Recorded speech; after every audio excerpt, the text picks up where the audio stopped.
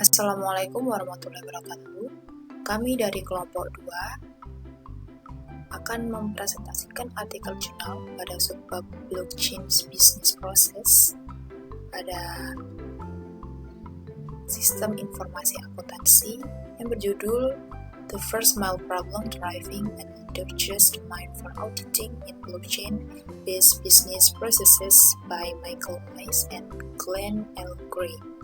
Anggota kelompok kami yang pertama Diana Santika Dewi dengan NPM 10, kedua Serina dengan NPM 26, ketiga Olivia Dinarifai dengan NPM 27, keempat Tiara Ranti Rahma dengan NPM 31, kelima Yurika Yanadu Indrawati dengan NPM 40. Assalamualaikum warahmatullahi wabarakatuh. Saya Yurika Yanadu Indrawati, NPM 180130140. Di sini saya akan menjelaskan blockchain terlebih dahulu.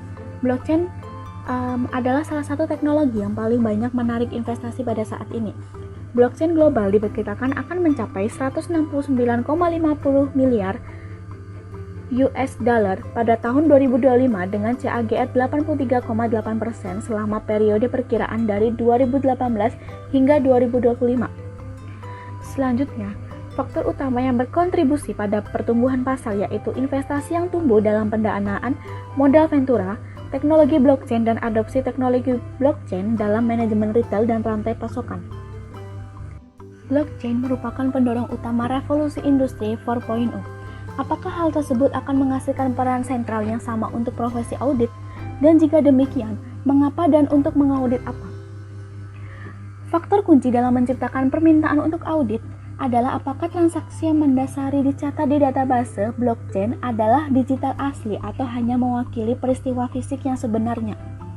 Seperti Bitcoin, aplikasi awal dari blockchain adalah digital dengan konstruksi di mana tujuannya adalah untuk menciptakan mata uang yang hanya ada di dunia maya. Dengan demikian, tanpa manifestasi fisik apapun, rentan untuk dikendalikan oleh regulator. Aplikasi SAP memungkinkan pelanggan untuk memeriksa kode produk, lot, tanggal kadaluarsa, dan nomor seri terhadap data produsen yang disimpan dengan aman di blockchain. MediLedger dirancang untuk mengimplementasikan proses ini dengan menetapkan yang setara dengan kode barang, standar, dan bersertifikat untuk produsen yang memasukkan data ke rantai pasokan untuk memastikan bahwa hanya perusahaan resmi yang dapat menyimpan data ke dalamnya, serta memfasilitasi pencarian data yang terjamin oleh pemangku kepentingan lain yang berkepentingan. Menggabungkan aplikasi ini ke Getter memungkinkan seseorang untuk menanyakan apakah nomor identifikasi unik kelompok obat tertentu sesuai dengan nomor tersebut disimpan di blockchain SAP oleh pabrikannya. Keuntungan utama yang terlihat pada teknologi ini adalah bahwa teknologi ini menyediakan kumpulan data yang tidak dapat diubah. MediLedger menggunakan teknologi blockchain untuk mencapai 3 hal di bawah ini, yaitu yang pertama, teknologi ini menyimpan public data, memastikan bahwa setiap orang menggunakan sumber kebenaran yang sama. Yang kedua, memegang rekor abadi dari transaksi yang telah diambil tempat, tetapi dalam konfai, cara bersifat rahasia bahwa pengamanan berharga intelijen bisnis. Yang ketiga, MediLedger ini menggunakan kontrak pintar untuk menegakkan aturan bisnis dan menjalankan transaksi untuk memastikan integritas sistem. Teknologi blockchain ini menyatukan berbagai kumpulan data ke dalam satu sumber kebenaran telah terbukti menjadi nilai jual utama dalam blockchain. Uji klinis adalah bidang lain di mana blockchain ini dipandang sebagai teknologi yang menarik.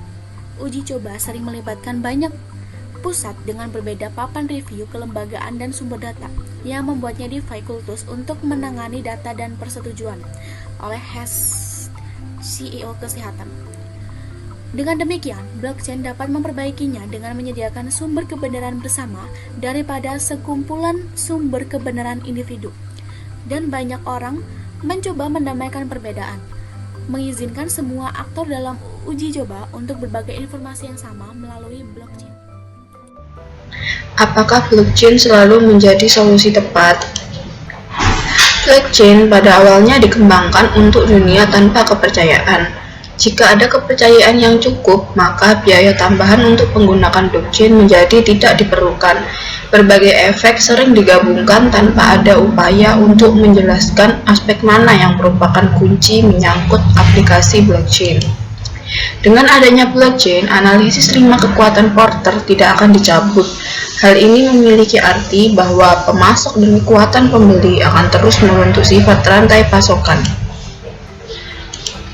Mekanisme untuk menjaga kepercayaan dalam data sebagai batas dilintasi.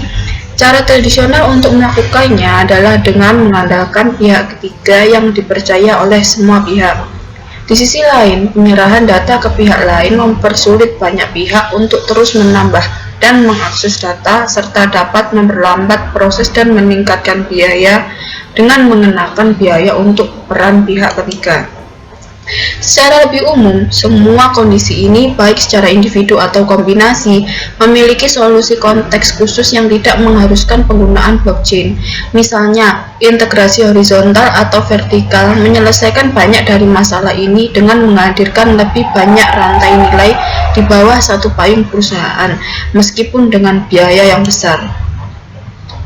Mengembangkan model yang menempatkan teknologi blockchain hanya sebagai satu bagian dari proses bisnis yang lebih luas, sebagai alat untuk mencapai tujuan dan bukan tujuan itu sendiri.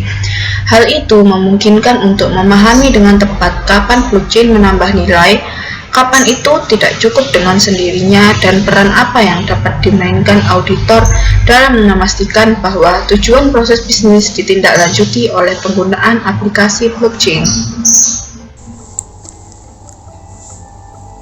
Selanjutnya ada komponen blockchain dalam proses bisnis. Kebanyakan blockchain berfungsi sebagai sebuah ledger atau buku kas yang terdistribusi untuk merekam dan melindungi data digital melalui penggunaan kriptografi. Teknologi ini sering diaplikasikan kepada jaringan mata uang digital, akan tetapi sifat terdesentralisasi dan keamanannya juga membuatnya menjadi sebuah alat yang sangat hebat untuk banyak industri lainnya.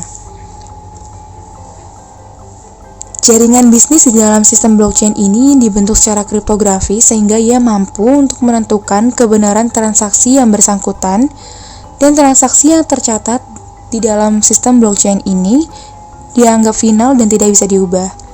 Maka dari itu, seperti penggunaan pada Bitcoin, ketika kita lupa kata sandi kita atau kita melakukan kesalahan ketika sedang melakukan transaksi seperti kelebihan membayar, maka kita tidak bisa melakukan apapun tentang hal tersebut karena sifatnya memang sudah final dan tidak bisa diubah. Kemudian ada 3 komponen utama blockchain. Yang pertama ada blok. Blockchain tersusun dari banyak blok-blok yang merupakan representasi untuk sebuah daftar transaksi yang sah dan disimpan. Kemudian yang kedua ada chain atau rantai. Supaya setiap blok pada blockchain saling terhubung, maka kita memerlukan rantai atau chain dalam bentuk hash yang menghubungkan antara satu blok dengan blok lainnya. Dan yang ketiga ada network atau jaringan, merupakan representasi dari banyaknya nodes atau komputer yang saling terhubung satu sama lain dan menjalankan algoritma untuk mengamankan jaringan. Selanjutnya, contoh penerapan blockchain dalam bisnis. Nah, di sini kita ambil contohnya e-book atau buku elektronik. Saat ini banyak sekali toko online yang menyediakan ruang untuk penjualan elektronik book. Salah satu contohnya Amazon. Nah, di Amazon ini perusahaan kartu kredit menghasilkan uang dari transaksi penjualan yang terjadi. Karena kalau kita melakukan transaksi jual beli di Amazon itu kita menggunakan kartu kredit ya. Nah, di antara buku-buku e-book atau elektronik ini ada buku yang dimana dia itu disandikan. Sehingga dengan kita menggunakan blockchain, buku-buku elektronik atau bahkan yang non elektronik yang beredar dalam bentuk kunci atau disandikan, ketika kita sudah berhasil mentransfer uang atau kita sudah berhasil melakukan transaksi, maka blockchain akan mengirimkan uang yang kita bayarkan langsung kepada penulis atau penjual buku tersebut, yang mana nantinya akan membuka kunci buku pada buku yang kita beli. Contoh lainnya seperti di dunia farmasi, kita dapat menggunakan blockchain untuk menemukan kira-kira obat mana yang asli dan mana yang palsu.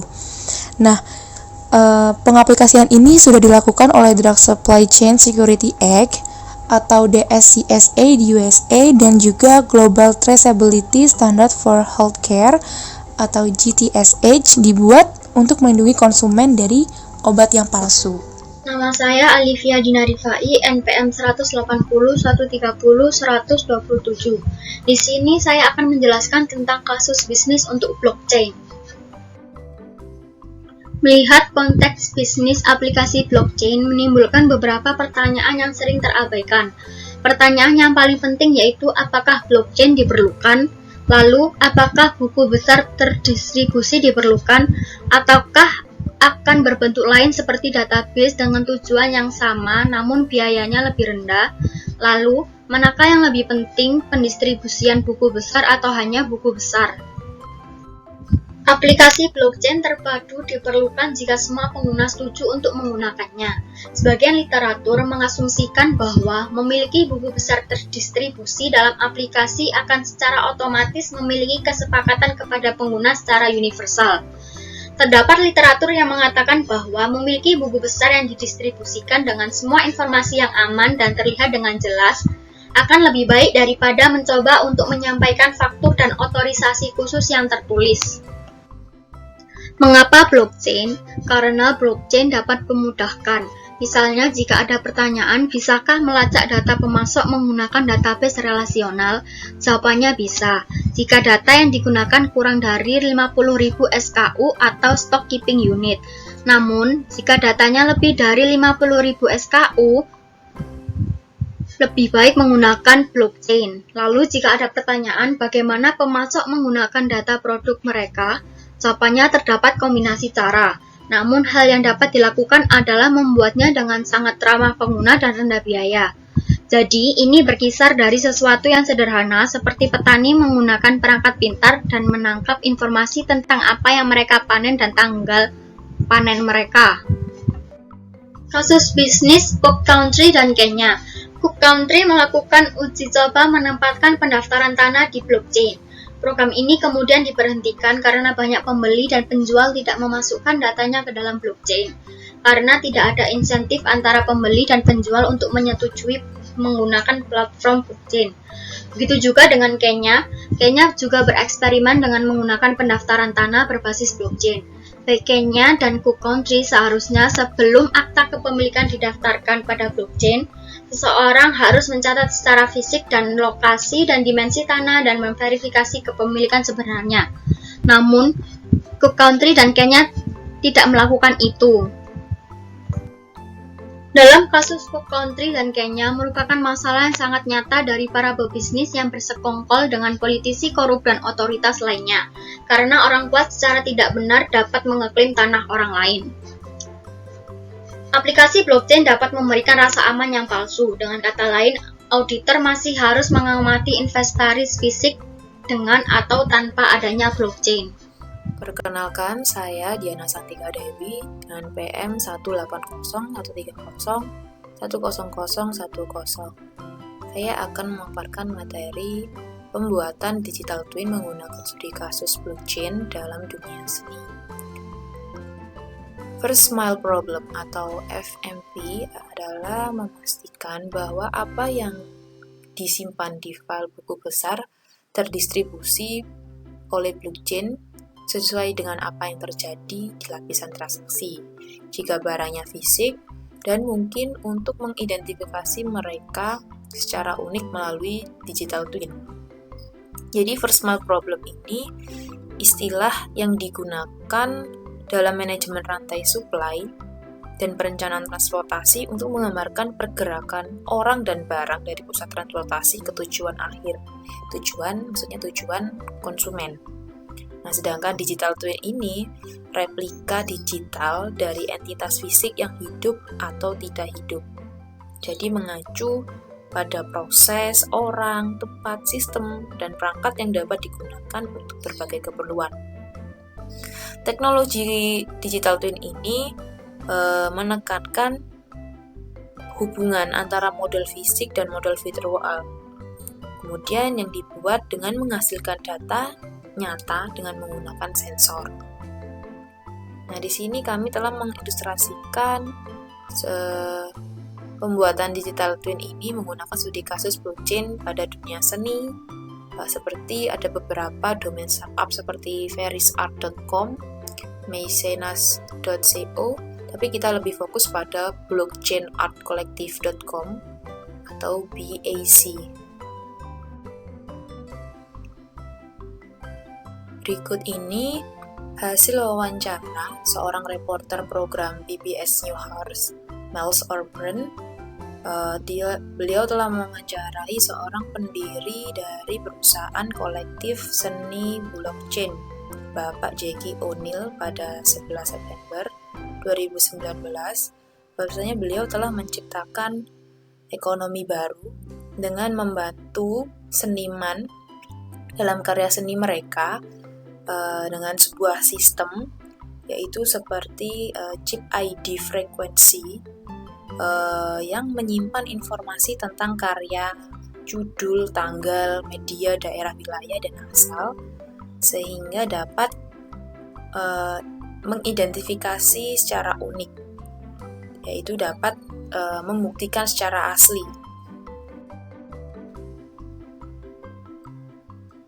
Pada gambar 5 ini menunjukkan stiker Blockchain Art Collective ditempatkan pada sebuah karya seni.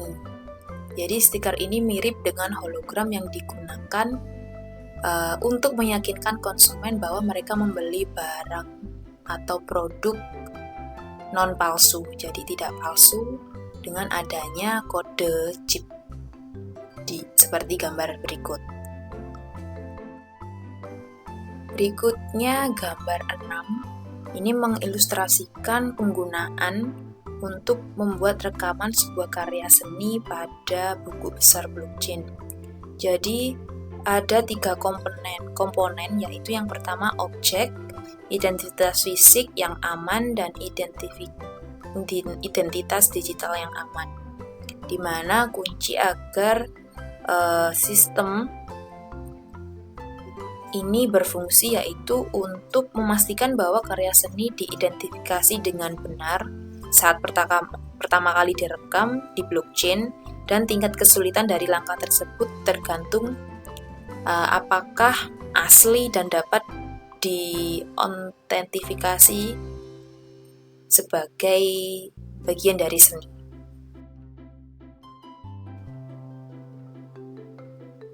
Berikut ini ringkasan first mile problem dan cara mengatasi yang perlu dilakukan oleh profesi audit dan penelitian akademis. Yang pertama, first mile problem muncul ketika sumber nilai tambah dalam aplikasi blockchain, apa yang dicatat secara digital pada database ini terdistribusi dan realitas fisik, di mana realitas tersebut seperti produk, layanan, transaksi, atau kombinasi dari semuanya itu nyata. Yang kedua, dalam kasus produk fisik murni seperti berlian atau karya seni yang diautentikasi, salah satu solusinya untuk first mile problem yaitu dengan pembuatan dan pencatatan melalui digital twin yang mungkin mencakup pengukuran rinci seperti foto, video, dan data lainnya yang memberikan keyakinan tinggi bahwa item tersebut dapat diidentifikasi ulang secara unik bila diperlukan. Dan yang ketiga, ketika melakukan analisis biaya manfaat tidak mendukung sepenuhnya dalam mengatasi first mile problem, maka blockchain dapat menambah nilai dengan mengembangkan, misalnya melakukan penelusuran kembali produk melalui rantai pasokan atau lokasi dan kepemilikan sebuah karya seni. Kesimpulannya adalah apabila kita ingin menerapkan blockchain di dalam bisnis kita, sebelumnya ada beberapa hal yang harus dipertimbangkan terlebih dahulu. Seperti yang kita ketahui, blockchain memang adalah teknologi yang sedang gencar dikembangkan dan diterapkan. Teknologi ini berpotensi membawa beragam manfaat bagi bisnis, termasuk mengurangi biaya, meningkatkan keuntungan, dan mengurangi peran perantara alias pihak ketiga. Pada akhirnya, daya saing perusahaan di mata konsumen dan pesaing menjadi lebih tinggi, karena harga produk dan jasa menjadi lebih murah. Namun, kecepatan transaksi masih kalah jauh dengan sistem yang sentralistik, khususnya yang menggunakan blockchain publik. Ketepatan transaksi masih terbilang kecil karena verifikasi atau validasi dilakukan secara desentralistik. Kelaknya, soal kecepatan akan lebih baik di masa depan sejalan dengan perkembangan berskala masif. Mengingat hal tersebut, sebaiknya perusahaan berpikir dulu apakah memang perusahaan membutuhkan jasa ini atau tidak. Ini dapat dilihat dari apakah efisiensi proses bisnisnya sudah baik. Jika sudah efisien, maka tidak diperlukan blockchain. Namun jika belum efisien, maka perlu dilihat dulu bagian mana yang butuh penerapan blockchain, sebab tidak semua bagian dari sebuah usaha memerlukan teknologi ini.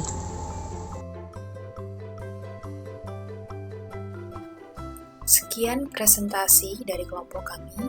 Kurang lebihnya mohon maaf. Kami ucapkan terima kasih. Wassalamualaikum warahmatullahi wabarakatuh.